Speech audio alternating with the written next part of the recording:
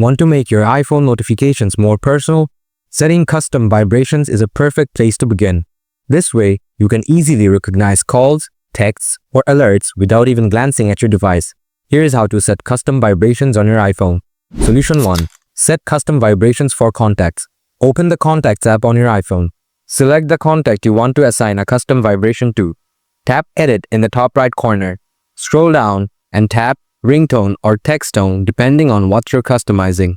Tap Vibration. Select a pre-made vibration pattern or tap Create New Vibration. To create a custom pattern, tap and hold the screen to record your vibration pattern.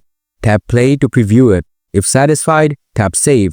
Give it a name and assign it. Solution 2. Set default custom vibrations for calls and alerts.